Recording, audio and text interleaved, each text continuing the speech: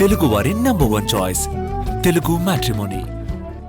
హైదరాబాద్ పై దివాళీ ఎఫెక్ట్ గట్టిగానే పడింది. వీధులు దద్దరిల్లేలా టపాల్సులు కాల్చడంతో భారీగా వెలువడిన రసాయన పొగలు దుమ్ము ధూళితో కలిసి వాయు కాలుష్యానికి కారణమయ్యాయి. దీంతో సిటీలో పొల్యూషన్ లెవెల్స్ పెరిగిపోయాయి. దీపావళి సందర్భంగా భాగ్యనగరం రంగులమయమైంది. భారీ సంఖ్యలో జనం టపాసులు కాలుస్తూ ఎంజాయ్ చేశారు.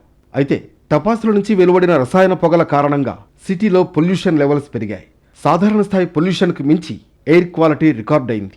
సాధారణంగా హైదరాబాద్ సిటీలో ఎయిర్ పొల్యూషన్ కాస్త అదుపులోనే ఉంటుంది.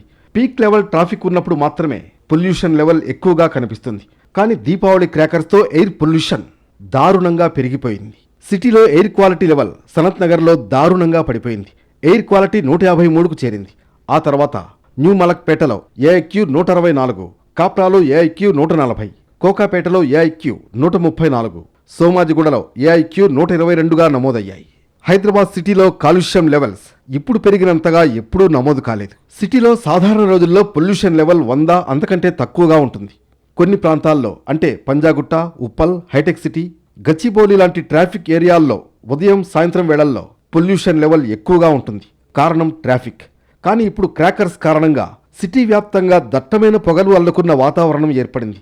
పొగకు చల్లటి వాతావరణం తోడవడంతో కాలుష్య కణాల కదలిక స్తంభించి ఎక్కడికక్కడ ఎయిర్ క్వాలిటీ పడిపోయింది. ఈ ఏడాది సిటీలో గ్రీన్ క్రాకర్స్ అమ్మకాలు భారీగా పెరిగాయి.